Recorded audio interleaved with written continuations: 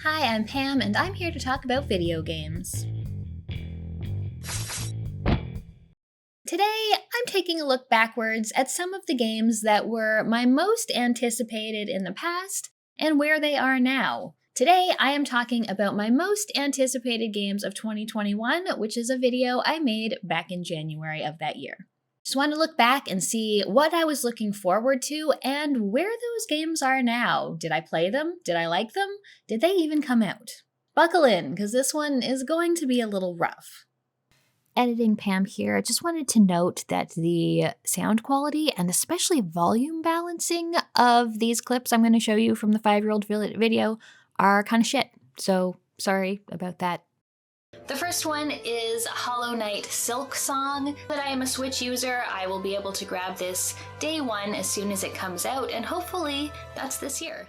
Hollow Knight Silksong was originally announced back in 2019, but I was still listing it on my most anticipated videos in 2021. It also made an appearance on my 2020 video.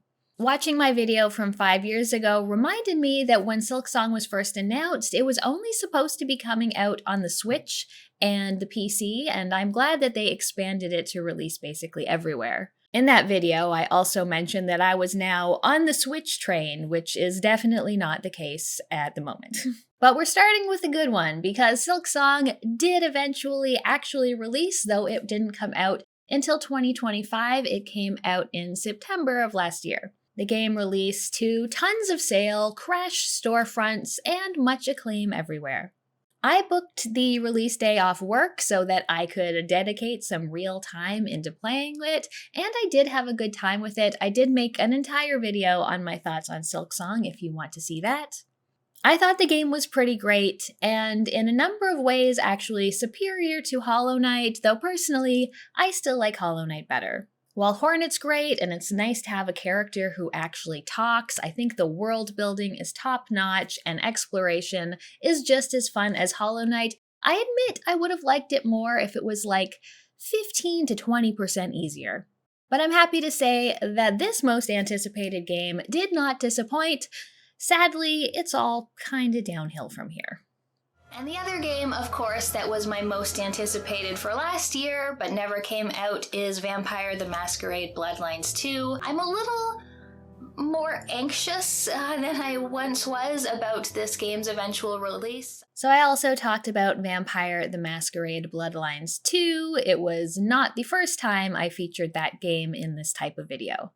At the time of recording my video 5 years ago, I was getting less and less excited about the project.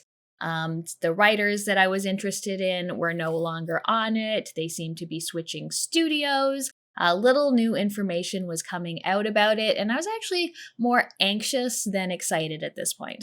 And Vampire the Masquerade Bloodlines 2 did eventually come out. It released in October of 2025, and sadly, it sucked. And not in like the good vampire way, it was just bad. There were some good aspects of the game. I really liked Fabian. The atmosphere was nice. I liked the Christmas time vibes. But ultimately, it was not a role-playing game, and I don't understand how you can release a Bloodlines 2 and forget about the role-playing. Now, to be fair, even if this was not called Bloodlines, I would still rate it as maybe a 5 out of 10 game if they had called it Vampire the Masquerade Errand Boy or something. But as a Bloodlines game, and as something that was meant to be a role-playing game, it's like a 2 out of 10. Very disappointing. If you want to see my full thoughts on it, I do have a video up on that where I cosplay as Lou Graham, one of the only good characters in the game. However, even if Bloodlines 2 doesn't release, or if it doesn't meet expectations, there is no shortage of World of Darkness games coming out in the near future. One that I'm particularly excited about is Vampire the Masquerade Swansong. But wait, there are more vampire games to anticipate. Vampire the Masquerade Swansong is another game that was also meant to be coming out around this time. It was developed by Big Bad Wolf, who made a game called The Council, which was an imperfect but interesting narrative role-playing game. And this game did end up releasing in May of 2022. In it, you play as 3 vampires, switching between them throughout the story, and something that I found interesting is that none of them are fledglings. They've all been vampires for a while. This is a very choice-based sort of character role-playing game, but also sort of a more linear and contained experience. I actually liked Swansong quite a bit. It's definitely a better role-playing game than Bloodlines 2 turned out to be. My feelings on the 3 characters were overall a little mixed, but I did enjoy the role-playing, and what I really liked about it is that it basically ended up being a vampire detective game, and I think it was a pretty good one at that. So your 3 different characters are all parts of different clans. They have different abilities that they use to find things, question people, feed on them. You can also accomplish things in different ways. You can miss things, and you could come to wrong conclusions, and I always appreciate games that let you get it wrong. Honestly, if you want to roleplay vampire detectives, then I think this is the game for you. Definitely better than Bloodlines and, more action and interaction than the various vampire visual novels that are available. I do have a full review of Swansong also, if you want to check that out. Another World of Darkness game that is coming out soon is Werewolf the Apocalypse Earthblood. Still not done with World of Darkness. Werewolf. Still not done with World of Darkness. There was also Werewolf the Apocalypse Earthblood, which was being developed by Cyanide. It was set to come out in February of 2021, and it did indeed come out in February of 2021. This is a third-person action RPG, in which you play a werewolf protecting your tribe. There's lots of themes of environmentalism and going up against evil corporations. I was interested in learning more about the werewolf setting, as it's one I didn't know a ton about and mostly had played through a couple of visual novels, which I did enjoy, but again, I like having a little bit more interaction. And this was another game that called itself an RPG without actually giving you any role-playing to do. This is very much more of a stealth action game, and I thought the stealth and action were serviceable, but they did get very repetitive as the game went on. The story, your character, and the environments are just really not that interesting and didn't manage to hold my attention. It was an okay action game, but I thought that it disappointed in pretty much every other area. The next one I'm anticipating is called Nighthawks, and this is a game I backed on Kickstarter a few years back. Okay, last vampires, I promise. Nighthawks is a game that I backed on Kickstarter back in 2018. This is another vampire RPG, but this one is a visual novel. It had some really cool names attached to it. Richard Cobbett, who did a lot of writing on the Sunless Seas and Skies games, where writing is definitely the best part.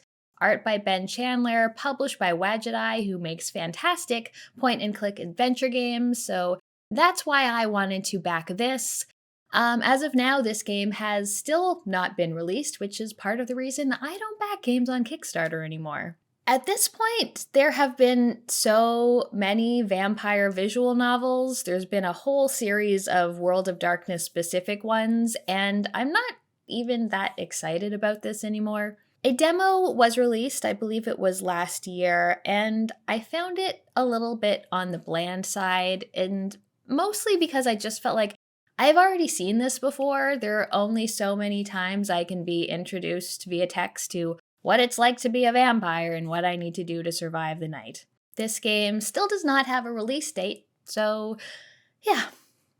The next game is something I just found out about recently. It is called Sherlock Holmes Chapter 1. Sherlock Holmes Chapter 1 is developed by Frogwares, and I really enjoy the Frogwares Sherlock Holmes game, so I was especially excited for this one. In this one, you are playing a young Sherlock Holmes, and you are on a Mediterranean island rather than in London, and it's more of an open-world detective game. This game released in November of 2021, and I did play it pretty close to release. I actually really liked Sherlock Holmes Chapter 1. It makes you figure things out by yourself, especially when it comes to navigating the world. There's no waypoints on the map. You need to look up street names and intersections and get yourself to where you need to be. It also brings in Sherlock's well-known powers of disguise, and you have to often be wearing the correct things to get the answers or access you need from people. You also get to interpret evidence and make deductions as you see fit. You're not really given right or wrong answers, and I really enjoyed that, as I mentioned, liking the ability to get it wrong. This is a very character-driven game about sort of figuring out who Sherlock is and what he thinks is important, which I thought was very cool. Although one thing that was very strange is that John is his imaginary friend in this game, which that was a weird decision, but overall, I really enjoyed Sherlock Holmes Chapter 1. So the next one I'm looking forward to is called 12 Minutes, and I first found out about this at an Xbox event, I think in 2019. 12 Minutes is a time-looping mystery game with a cast that includes Daisy Ridley, James McAvoy, and Willem Dafoe. I love time loops in games and basically in all media. I think it's a really cool idea to play with.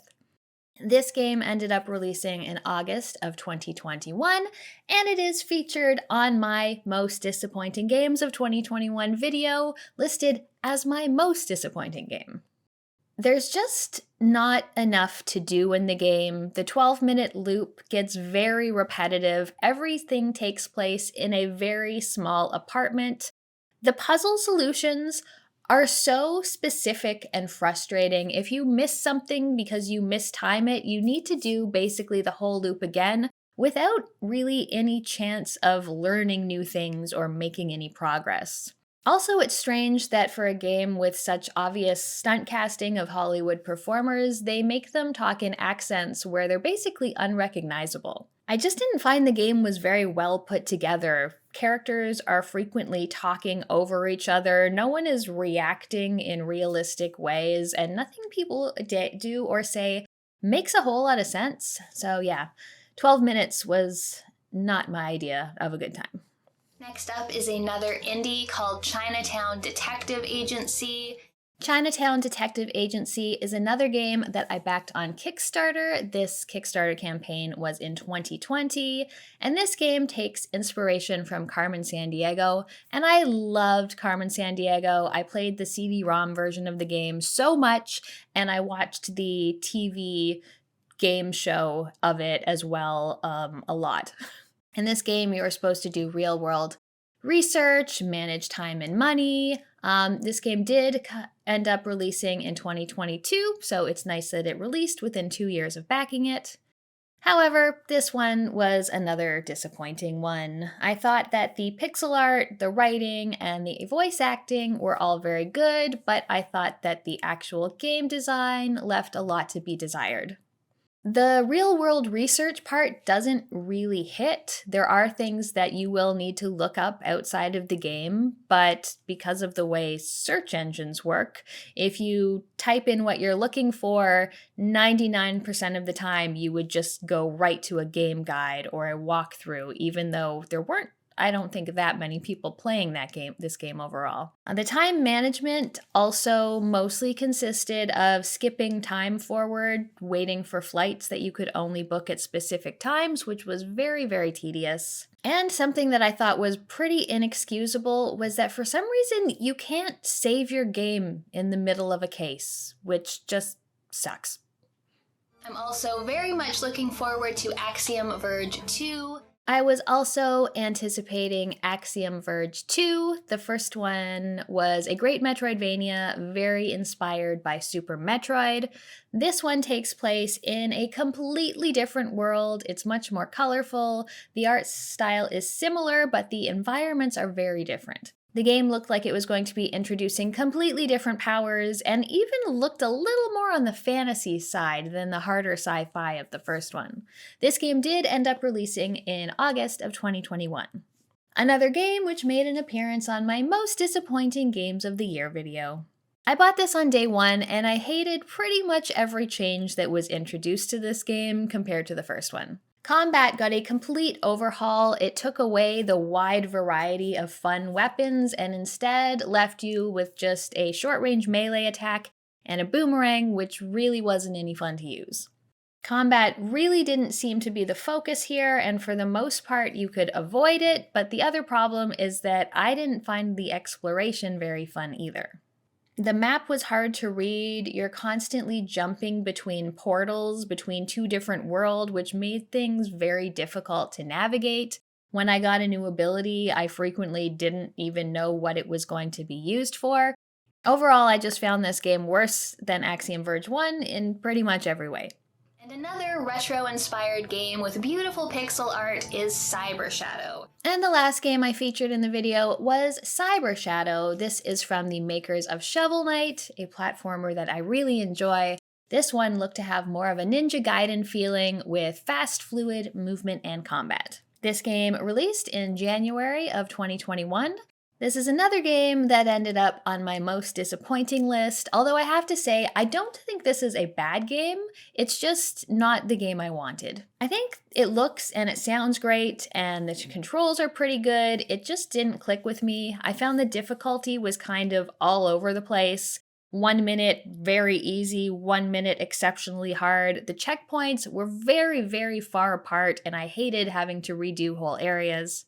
And my biggest gripe with this game is that I'm a ninja who can't crouch. You can't just duck to avoid attacks. You have to do this weird parry with your sword. That really just didn't jive with me. So Cybershadow was sadly another one that disappointed. I did have a couple honorable mentions that I didn't talk about too much in this video. The director's cut of Disco Elysium was something I was looking forward to.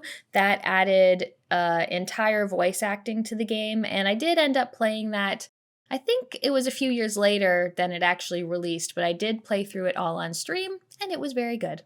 I also talked about State of Decay 3, which at this time has still not released. So this was kind of a bummer look back video. Of this list, there's only one game that I would call great and a fan favorite, and that would be Silksong. I did very much enjoy Sherlock Chapter 1 and Vampire the Masquerade Swansong though. But 6 out of 10 of the games I featured in this video made appearances on my most disappointing games of the year that they released lists, and one game has still not released 5 years later. Let me know in the comments what you thought of any of these games, or what your favorite games from 2021 actually were. Well, that was kind of depressing. Check out my video on the best games of 2021 if you want to hear about some games that I thought were good. I have a Patreon, or you can become a channel member if you want to support the channel. Thanks for watching, and I'll see you next time.